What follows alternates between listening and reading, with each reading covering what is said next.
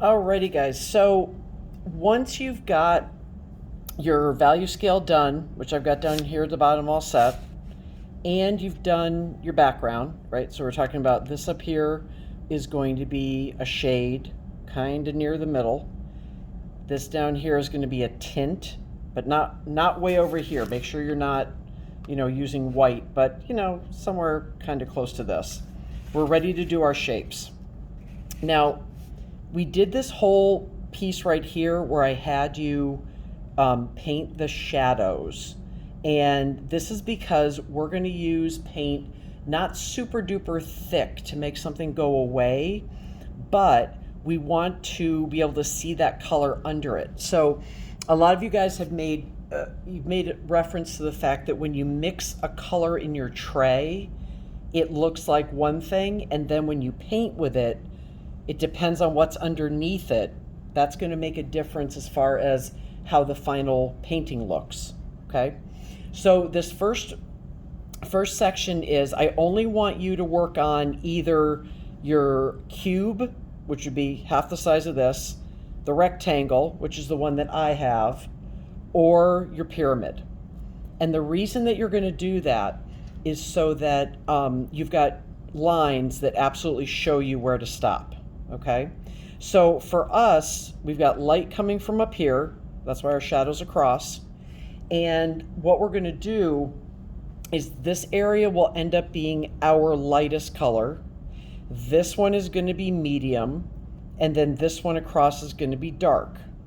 So very, very first step is I want you to take your pure color, so from whatever's in the middle of your value scale, and a little bit of water. So what I'm going to do is I'm actually going to put some of that pure color here, just sort of like move it over here, and I'm going to add a tiny bit of water to it. Okay, I'm not going to make it all soupy, but I also don't want it super, super thick. So I'm going to already just dilute it just a little bit, just so that it's a little bit thinner. Okay, then what you're going to do is I want you to paint right on top of the shadow part that you did. Okay, now when I look at this right away, that already to me seems like it's too much paint. So I'm going to actually add some water to this. I have only water on my brush right now and just a little bit of the paint, and I'm going to go ahead and go right over this on top. And remember, I always have my paper towels up here. I just sort of like wipe my brush off like this. So I'm going to go back to just water. Okay, I'm going to put this on top because what I'm trying to do is add our color back into this, but I also want to be able to see the dark part that's under it. Now, am I going to mess with this and add black back into it? Yeah, probably. But right now it looks really weird, especially for you guys that have, well, really any of the colors. I was going to say if one stands out more than the other, but it really doesn't. If you just left this black or super, super dark, it would look weird. So when you go to do this, any of you guys with purple or blue, it's going to look much, much better because most of your shadows came out super dark. So instead of just leaving them super duper dark, now you're putting your color right on top of that darkness. So it almost works like a tint, if that makes sense. So it's almost going to tint that black with what color the shape should be, okay? And now here's the other thing. Only work on one side at a time. Don't try to work on all of your sides at the same time. So for your cube, it would be 3 sides. And the pyramid, it's got the 2 sides. So we're going to start with the dark side first. So I am just going over this with pure color. And I'm also trying to be super neat that I don't go into the background. And then also when I come down here at the bottom, where it's going to end where the shadow is, I'm not going to go into that either. I'm going to leave the shadow as it is. Okay. So the other thing I want you to pay attention to on this is a little bit of a process here, right? It's not just going to happen. It's going to take you some time. And especially now that we're doing the shapes, you should be pretty warmed up in terms of being a little bit neater and taking your time. Okay. So again, I'm going up here right to my edge. Just going to show you how neat we're going to be about this. And what I'm finding right now is that this is coming out really dry and the paint is kind of sticking. So my answer to that is I'm going to make sure to use water with it. Okay, there's something weird on my brush here. So I'm going to let the water help me spread this out a little bit more. And I've got some weird streaky black thing in my brush. Okay. So all of this down here got really sticky. So like I said, I'm going to add water to this.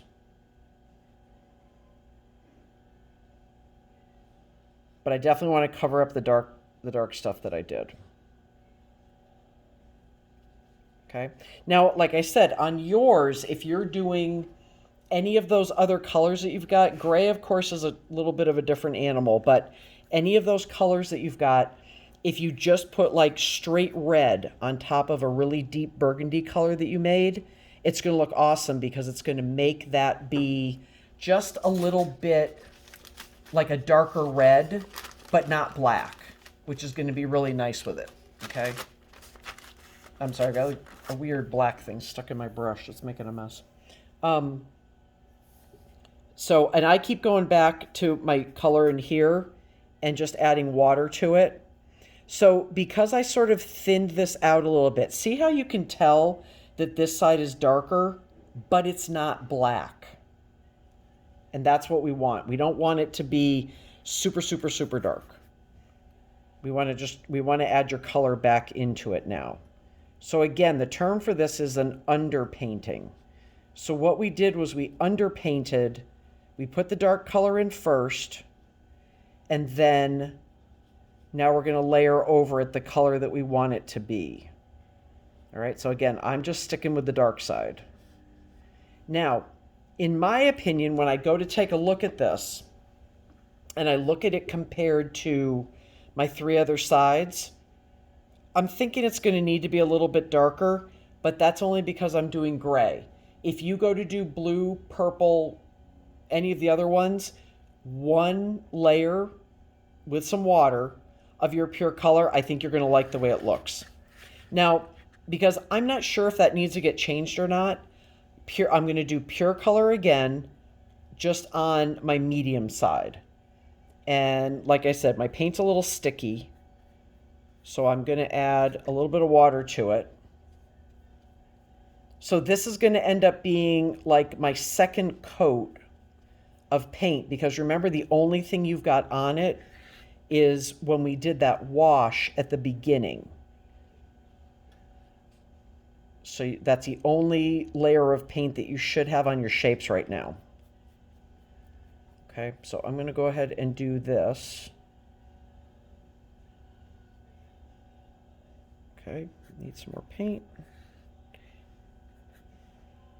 And like I said, I don't know if it's because the room is dry or what the scoop is, but the paint just seems really sticky. So I'm having to dip my brush in water to kind of get it to move around a little bit better. Okay. So pure color all by itself, second layer on your medium side, should be the right thing. Now, if you find you have to do something different, that's totally okay. Because remember, when we were talking about your value scale too, we said it's only going to be dark or light compared to what you did. So if you ended up, like, as I know some of you guys that did the blues and the purples, like your stuff is dark. So does that mean only pure color on the side will be the right color? I don't know. That's why I said I want you to start here and do the dark part first, so that you can compare these two and see, you know, does that mean the pure color is right? Because remember, just like in our value scale, it's got to make steps. It's got to go from light to medium to dark, just like our value scale down here at the bottom. Okay, so I'm going to do this. Now, if you're doing a pyramid, because I'm going to show you a little technique on this, and it's actually something that a couple of people have made an observation about, which I appreciate. Because if you think about your pyramid, right, it's only got two sides, but there's light hitting the top of it. So if you think about it, there would be light up here that would sort of fade down. So we'll do that as a last step on this, but really you might want to do that on your pyramid. And again, I'll show you how to do that. But let's finish this part first.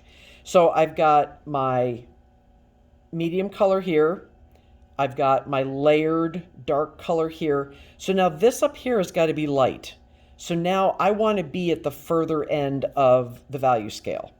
So remember, our value scale didn't start with white. It just started with a lighter version of what you had. So I'm going to go ahead and take some white. And I like to mix stuff out here because I think it gives you more room to kind of figure out what color you want.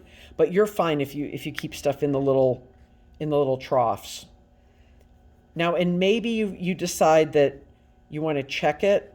So if you just, you know, sort of slide up and just take your brush sort of next to what you've got down here at this end and see if that looks good, that's probably a good test.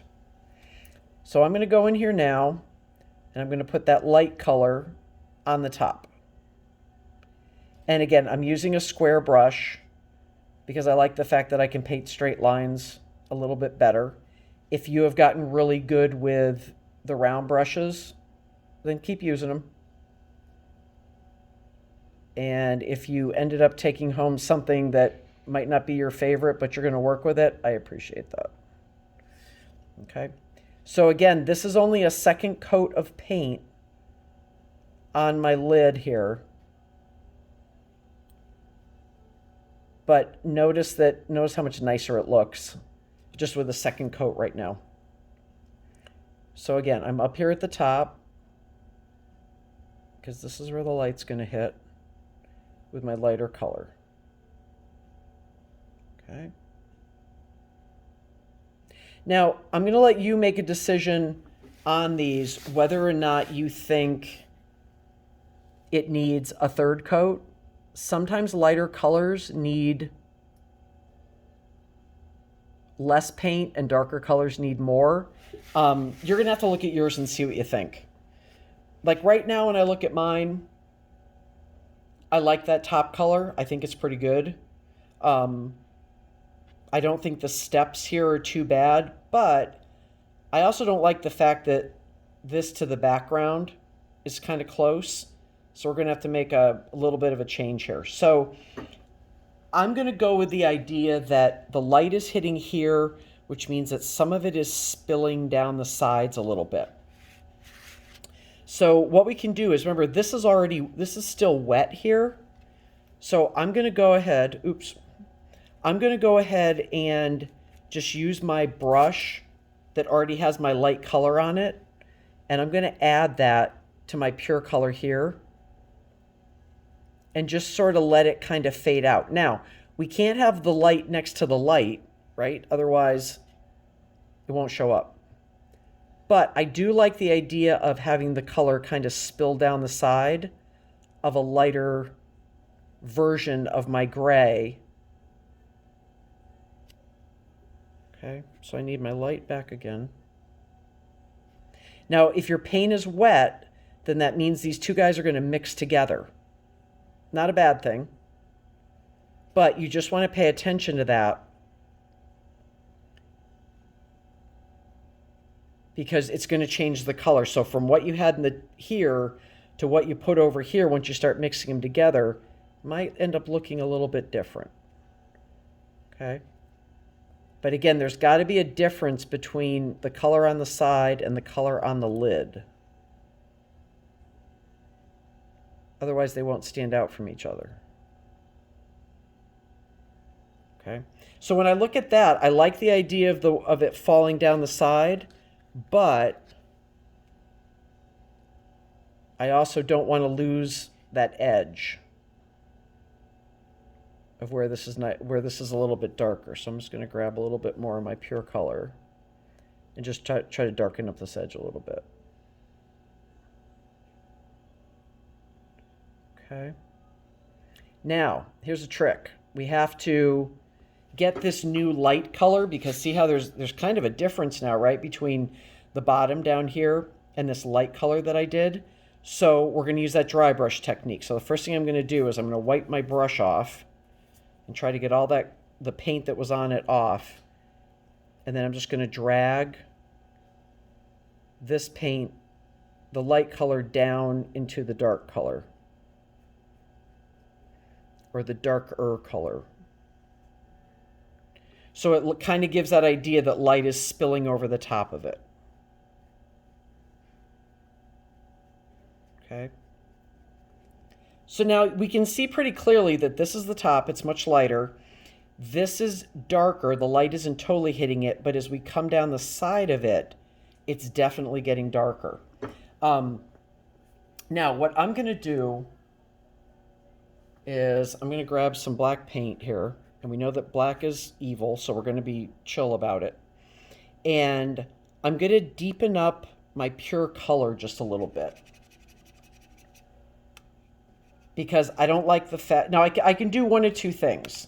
I can change the color of the shape, or I can change the color of the background. But see how, to me, these guys, they are way too close to each other right now. So I don't want this to be a shadow, but I'm going to make it just a little bit darker. And again, these are adjustments that you make as you go. It's not like you plot this all out ahead of time and say, yep, this is how it's going to look. It's kind of like game day decision stuff. It's like you look at it and you go, oh, wait a minute, I got to fix that. So when I put that on, now, you know what? Unfortunately, it's actually way too close to the background color. And I don't want to make it black. I don't want to do anything loopy like that. So I'll show you how I'm going to fix it. But you don't know until you put the paint down. So I'm just going to add in this darker color. And now I've got to fade that back up the other way.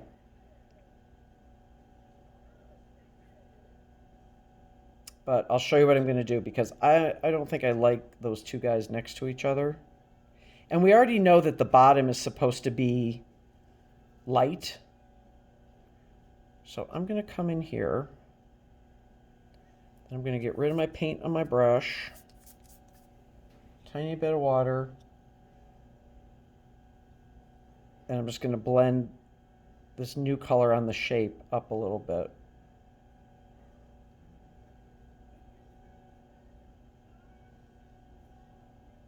And I also don't like the fact that these two guys, there's too much of a white line there. So I'm going to just go over this. So remember, the trick is to keep wiping your brush off.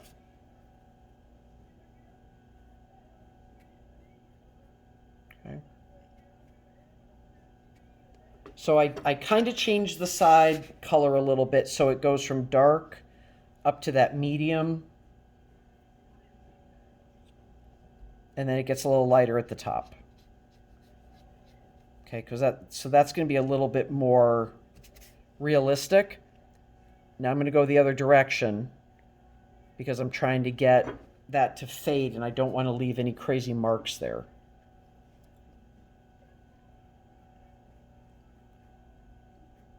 Okay, so it's a lot of back and forth, and I know on some of the other things that you folks have worked on, you've done an excellent job understanding that you've got to kind of go back and forth on stuff to get it to blend.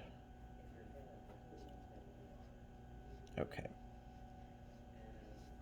So I'm pretty good with the way that side looks. And I kind of tried to, like I said, darken it up to medium, up to light, and then up to the lid. Um, in my opinion, I think the backside is a little bit too light. So I'm going to make a darker color, and I'm going to come in and do that here.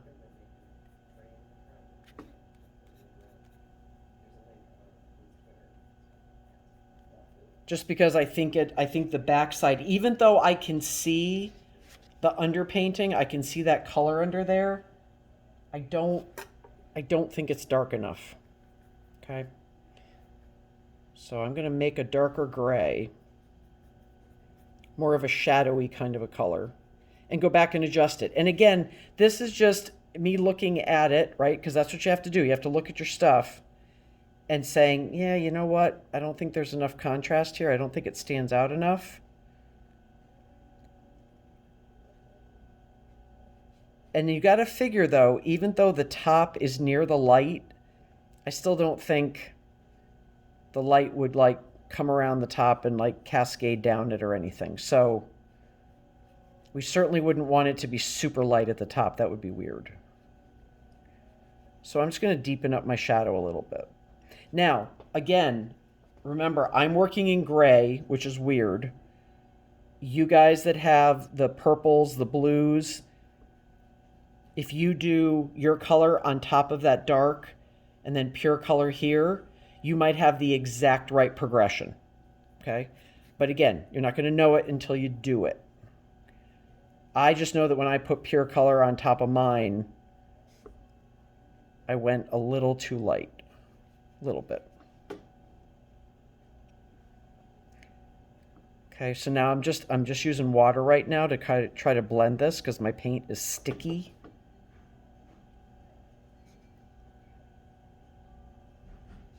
So what I want you to notice is we're definitely trying to do more than just one layer and, you know, like paint by numbers and just like call it good and be like, woohoo, I'm done. Okay. And granted, I've done this before, so if this takes me a half an hour to do this, I would expect that it's going to take you a wee bit longer. So do not stress about that. I would expect it to take you longer. You might even work on it for a little bit and finish one side and be like, you know what? I'm pooped from that. And I'm going to do something else. And put it aside for a while. All right. I still like this middle color. This is kind of cool too, so I'm going to kind of split the difference here. Nope, that's way too light. Because I just want this side to work a little bit better. Plus, I didn't really like the way that one color all by itself looked on top of the gray. It was kind of weird. I mean, like the quality of the painting didn't look nice. Okay, so I'm going to put this in. And like I said, I'm going to show you how to fix the bottom without having to repaint the whole thing, just so there's a little better contrast. Okay. Because we're having the same issue. I didn't want to have the same issue with the background and this item, that they were super close to each other as far as color.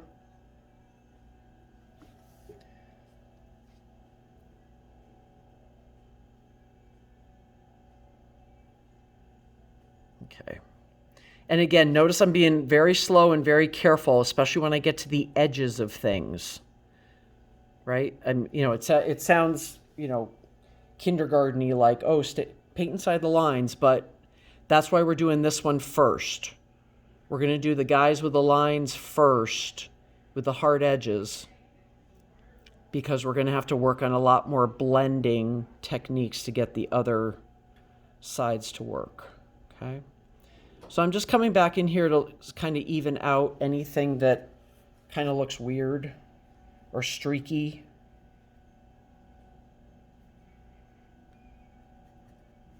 Okay.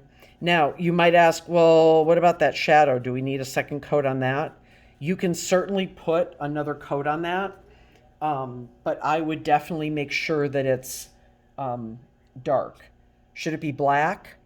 No, don't make it, especially anybody with like green or red. That's going to look weird if you've got this deep black shadow. That's just going to be weird. So don't do that. Still make a color that's way down in your shades that's just a lot darker, okay? So it does have a little bit of a fade from light down to dark, but now here's my issue, is that when I look at this, these two guys are super close. So here's what I'm gonna do.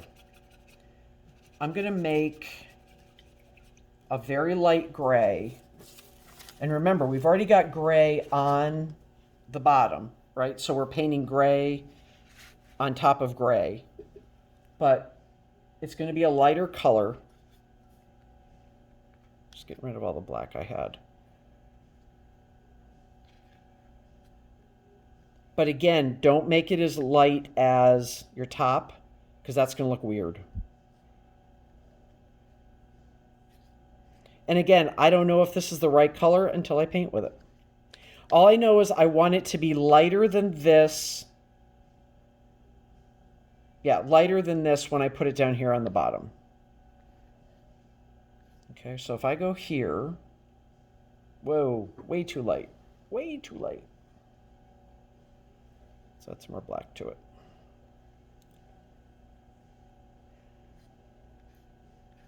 That looks like crazy light.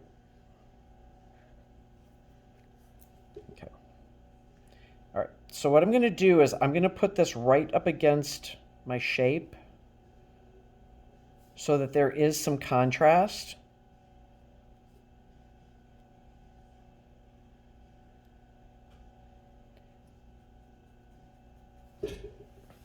But I don't want to have to repaint the whole bottom. Now, if you're feeling like I have lots of time to do that and you want to, that's fine.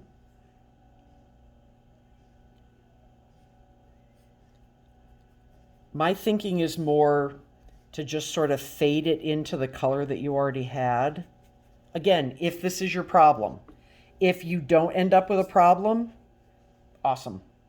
If when you do this, they are distinctly different, terrific. When I did mine, unfortunately, yeah, not so much. They were way, way, way too close to each other. And they're not going to stand out. They're going to look weird. So I'm back to using water again with my sticky paint.